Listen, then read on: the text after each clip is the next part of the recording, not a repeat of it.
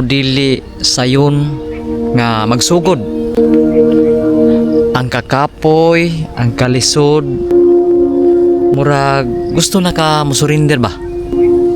Pero hibaw ba ka kung unsay sikreto?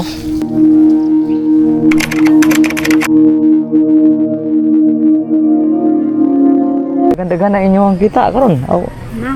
Gamay pa siya. Gamay pa.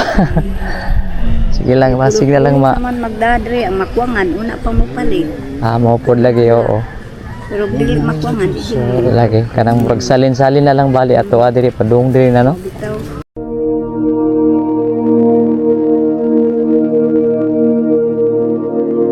Murag na ikausaban diri mga kado kay sa una ang Station of the Cross to dito ra sa unahan, so gibalhin nila diri.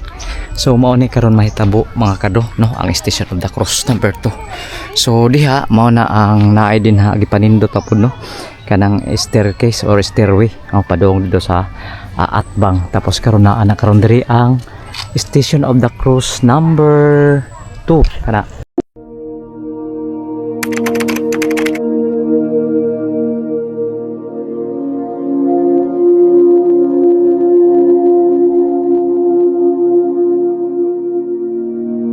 Anay gibuhat nila diri nga hagdanan mga kadungan hindot na jud kayo.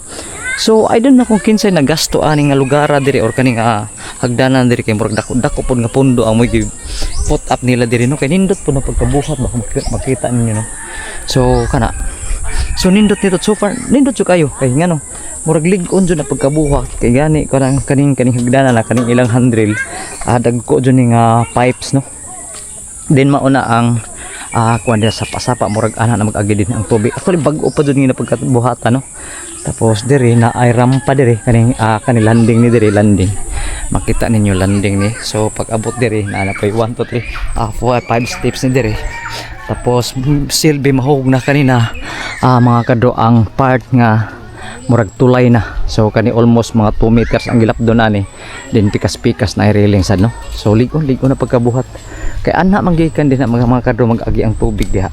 So gikan dito sa Montirasas padung ni mga kadro dito sa sapa na diri sa Labangon, padung na dayon sa dito na sa dagatan nga bahin no diri Cebu.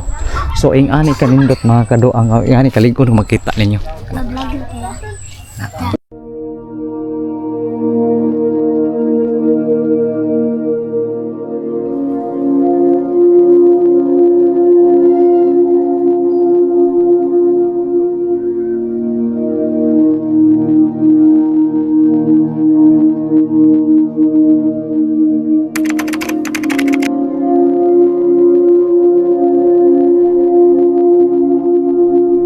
So katong mga kwantod mga pamilya nga magdag mga anak diri. So maghinahinay lang diri nga part diri kasi bako yung mga bata ba di makita ani kagdanan sama ani no. Kana. Okay. So kinahanglan careful lang jud. Og tuod no kani nga area diri although klaro na po ni siya diri. Makita ninyo mga kadro. So laom na nga part diri ha kinahanglan di jud ta pampasasa diri pag matagak ta din adto jud house jud ta dito sa ilawom. Kay kana nga area diri murag wa pa jud matarong mabutang iog kaning kuan kaning railings no. So kinahanglan mag-ignite sa diha area. So ari na ta diri. So bugnaw kay diri mga kadto no. Kaning lugar diri kay murag mao lagi. Kaning halos na nagtapo kaning mga kanang mga kuan bitaw, mga sanga sa mga kahoy diri nga part na or kaning area diri particular diri mismo sa Good Shepherd. O usa pa pod ang agianan diri wa dili pare sa una matuod nga murag gisunog-sunog nila ang Isiga side pero kani nga area di panghambasan jud nila tarong wa po nila inong ipadak-an. So at least na maklaro lang po sa agihanan visible kayo nga mag-agi ka or bisag like mga tulo mo mag-agi diri magkasugat-sugat. So dili kay tanto nga murag kuan na kahit mo crowd kayo. So sakto-sakto ra pod. Then usa pa sa bugnaw jud kay diri mga kado pero adto na ta dito sa tumoy na perting inita na po dito. Okay, padayon ta.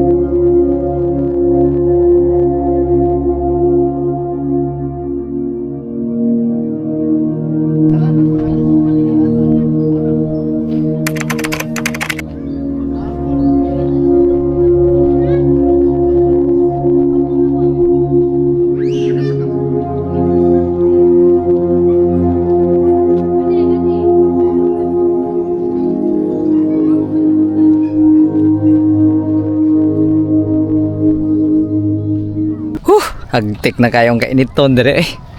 So mao na mga kadro manotice ninyo nga murag walay medyo nag Station of the Cross karon kay medyo perting inita jud diri. Kay makita ninyo murag kani hawan gid kayo ang agianan diri. Murag kita rin naglakaw-lakaw pero naay uban pero dili jud kay tanto. Siguro possible siguro mga unya ani siguro mga hapon-hapon siguro mga alas 4 ngadto sa alas 5 siguro. So mao nay pinakadaghan jud nga traffic or perting baga sa tao diri no. Diri sa Good Shepherd. So kuan na ta mga kadto Station of the Cross number 10 na ta.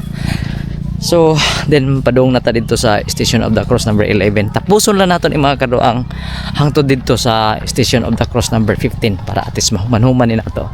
Then dada yun padung na ta uli. Okay, let's go.